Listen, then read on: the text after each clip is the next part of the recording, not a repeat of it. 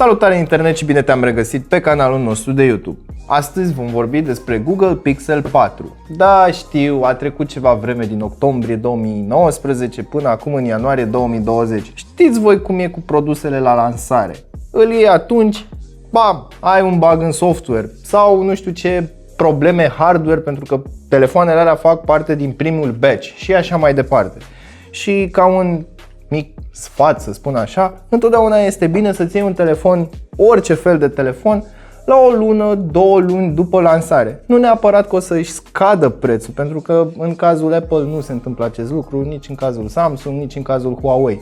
Însă, există posibilitatea ca cele făcute după o lună sau 2 luni de zile să facă parte dintr-un batch ceva mai bun. Pentru că știți cum e, atunci când pui în producție ceva nou, mai e o mașină acolo care poate nu aliniază bine un chip pe placa de bază și așa mai departe. Și se întâmplă diverse neplăceri, să le spunem așa. A trecut destul de mult timp de la lansarea lui Google Pixel 4, îl am pe mână, am reușit să fac rost de el. Acesta este 3000 plus lei la momentul lansării și bineînțeles la momentul review-ului. Prețul le aveți în descriere, bineînțeles. Google promite niște chestii interesante și din punctul meu de vedere Pixel nu este neapărat un telefon wow, dar este modalitatea lui Google de a se flexa practic the latest and greatest există pe Pixel, pentru că ei sunt primii care dau update-uri. Hai să deschidem cutia de la Google Pixel 4 să vedem ce ne oferă Google cu ultima lor versiune de telefon.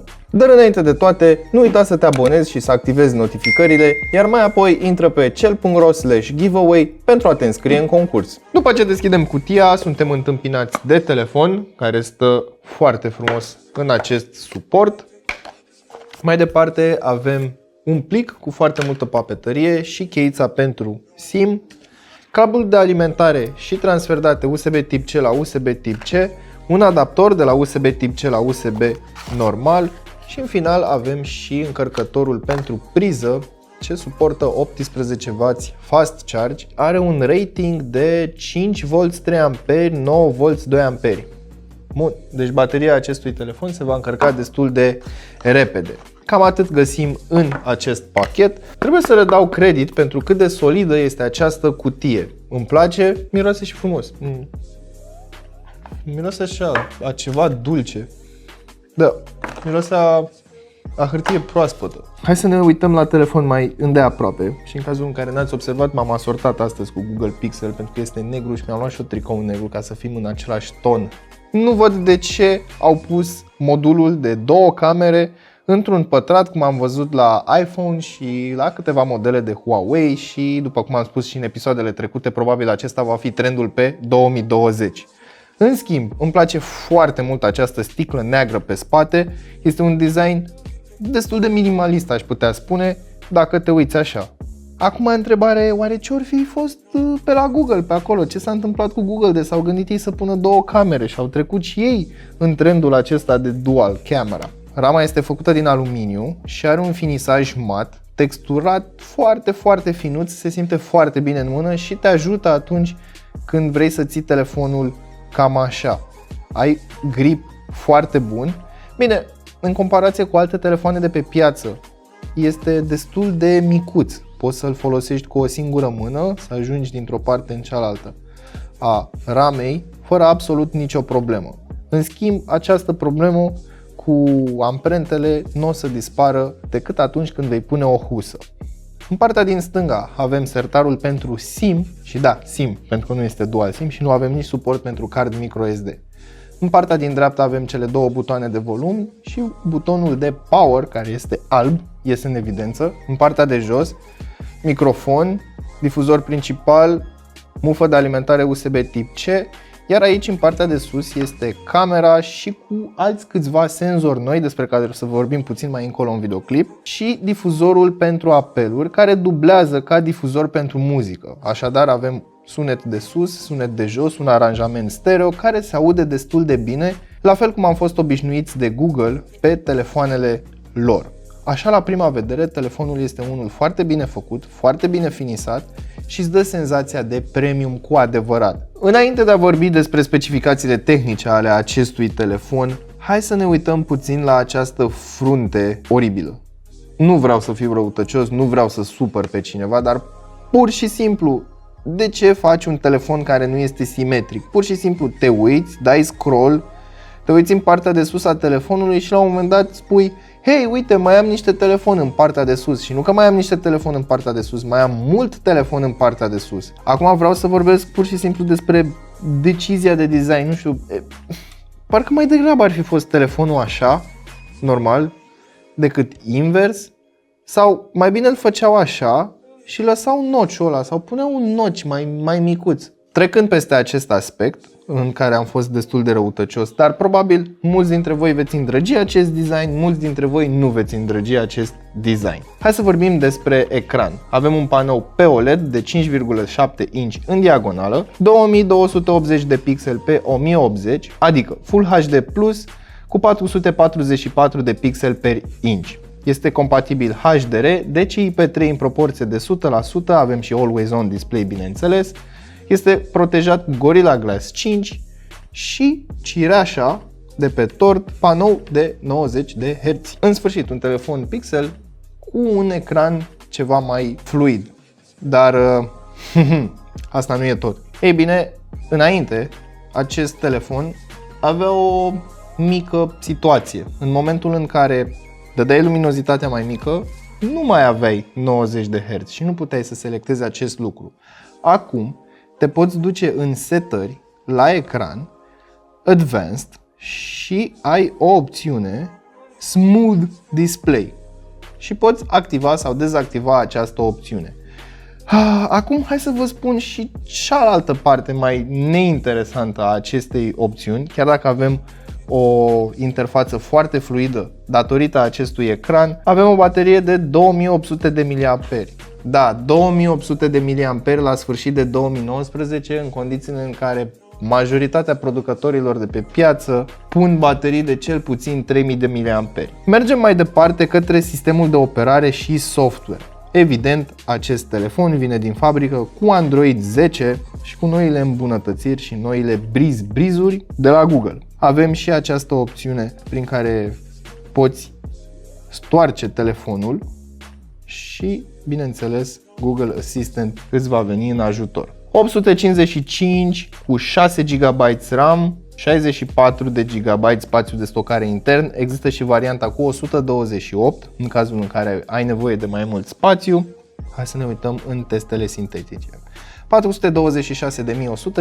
426.158 de puncte scorul general și în cazul în care sunteți curioși, aveți aici afișate și celelalte scoruri la celelalte categorii. Ok. Geekbench. 653 de puncte în single și 2504 puncte în multi. Practic, este o mini bestie de telefon în ceea ce privește performanța, dar nu scorurile sintetice vorbesc de la sine, ci pur și simplu performanța telefonului atunci când îl utilizezi. Am spus că telefonul acesta ascunde ceva special aici în partea de sus. Este vorba de mai mulți senzori și, bineînțeles, camera de selfie, dar de la stânga la dreapta avem așa o cameră TOF 3D, camera selfie, senzorul pentru lumină ambientală și proximitate, difuzorul evident și, în ultimul rând, este un radar pentru funcția de Motion Sense Gesture. Adică oprește ecranul și când apropii mâna, îți aprinde ecranul. Ai văzut? Hai că îți mai arăt o dată. Hai să opresc ecranul. Acum este cu Always On Display și simte mâna și s-a aprins ecranul, ca să poți să vezi mai bine ceea ce este afișat pe ecran. De asemenea, acea cameră TOF 3D te ajută la deblocarea facială, care funcționează cam așa. Hai să fie ecranul aprins, mă uit la el, bam, gata. Din nou, îl aprind, mă uit la el, bam, gata. Hai să butonăm puțin și softul sau, mă rog. În partea din stânga avem, evident, Google Feed. În setări nu avem nimic schimbat de câteva versiuni încoace, avem acest meniu alb cu iconițe colorate și cam atât. Dacă stai să te gândești, telefonul acesta nu face absolut nimic special. Sunt funcțiile de bază ale Android-ului și, bineînțeles, ceilalți producători profită de flexibilitatea acestui sistem și păstrează funcționalitatea de bază, peste care adaugă skin-uri gen One UI, MIUI, Emotion UI și așa mai departe, care fac lucruri diferite în feluri diferite. Și atunci asta este frumusețea Androidului. De ce să vă mint? Unii preferă Androidul stock pentru această interfață curată, fără posibilitatea de a personaliza foarte multe lucruri. Înainte să mergem mai departe și să vă arăt un easter egg cu acest Pixel, vreau să vă arăt încă o funcționalitate pe care o are acel radar. Am dat play la muzică și bineînțeles a trebuit să opresc sonorul din motive evidente și motivele pe care le menționez mereu în fiecare clip. Dacă puteți observa, aici în partea de sus are un glow. Glow-ul acela îți indică cumva faptul că este activat acel radar. Și uite ce poți să faci cu radarul acela. Poți să schimbi așa melodia. Poți să dai în stânga, poți să dai în dreapta, poți să dai forward și backward. Cam atât. Și uite ce animație are acolo în partea de sus. Și când apropii mâna se face glow-ul mai mare, când iau mâna se face glow-ul mai mic.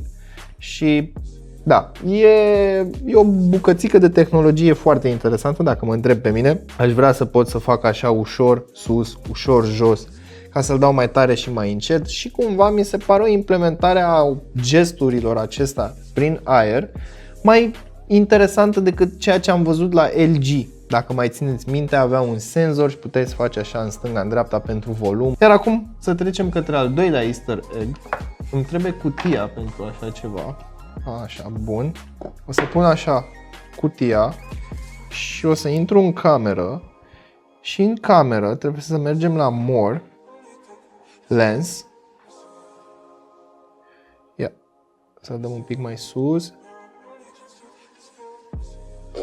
Așa, uite, ăsta e. Vezi ce interesant? E un showcase cu pixel, cu realitate augmentată în momentul în care el detectează cutia de pe spate. Tap to join the global community. Ia, hai să vedem dacă merge. Google Pixel 4. Welcome Team Pixel. Dau tap și Welcome to Team Pixel. Lăsând gluma la o parte, până acum mi se pare un telefon foarte interesant, exact cum mi s-a părut și Pixelul trecut. Nu avem căști, nu avem nici dongle. Hai să vedem cum se aude acest telefon, măcar atât.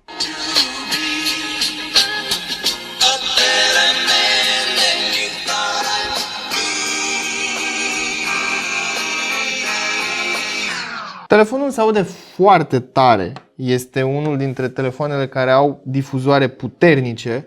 Avem bas, avem înalte, avem medii pentru un telefon mobil, însă nu se apropie de calitatea pe care am întâlnit-o la iPhone. Dar îmi place foarte mult calitatea audio de la Pixel, mi-a plăcut și la Pixel 3a și la Pixel 3 și la toate celelalte produse Pixel și nu am ce să comentez sub nicio formă la acest aspect. Spre final, hai să vorbim și despre camerele acestui dispozitiv.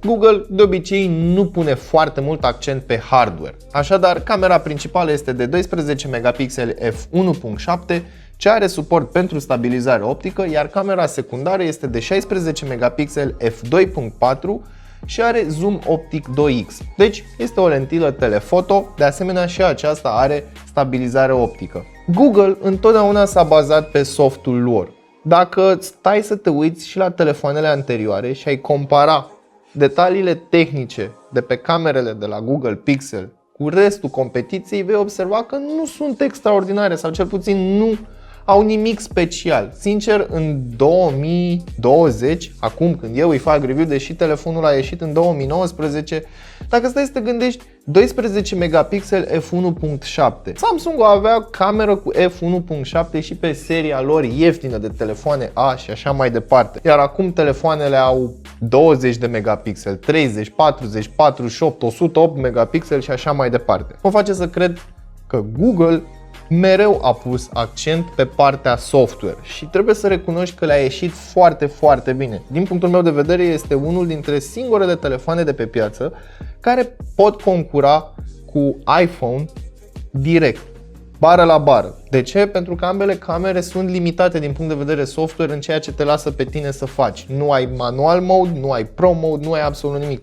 Poți să te joci cu ISO, poți să te joci cu contrastul și cam atât. Cu toate acestea, sunt niște telefoane foarte capabile și, sincer să fiu, Mereu am fost impresionat de pixel. Majoritatea fotografiilor pe care le-am făcut cu acest telefon sunt cât se poate de clare, cât se poate de contrastante și cât se poate de detaliate. Așadar, Google Pixel 4 m-a surprins și de data aceasta în ceea ce privește calitatea foto. Nu am ce să comentez, avem și un mod nou, HDR Live, unde practic poți să vezi poza cu HDR în timp real, fără să mai fii nevoit să faci fotografia și după aia să vezi cum iese. Mi se pare o chestie destul de interesantă, însă nu este un lucru extraordinar sau un lucru nemai văzut. Totuși, să nu fiu și eu cârcotaș, nu vorbim despre calitate foto profesională pe un telefon mobil. Dar cu toate acestea, Google Pixel 4 face parte din categoria de telefoane pe care le-aș recomanda absolut tuturor care au nevoie de un camera phone, să spunem așa. În ceea ce privește performanța acestui telefon, din nou, nu m-a lăsat dezamăgit și se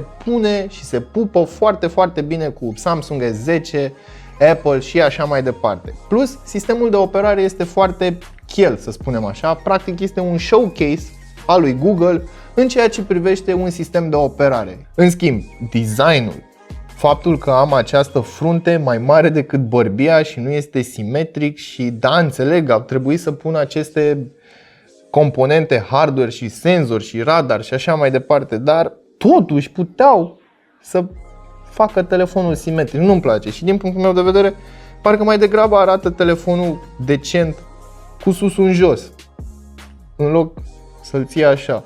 E ca și cum ar fi un Nokia 7.1 cu fundul în sus. Dar cam asta ar fi de spus despre Google Pixel 4. Până data viitoare, nu uita să verifici descrierea pentru linkuri utile și prețuri actualizate și totodată nu uita să-ți dai cu părerea despre Pixel 4 în secțiunea de comentarii de mai jos.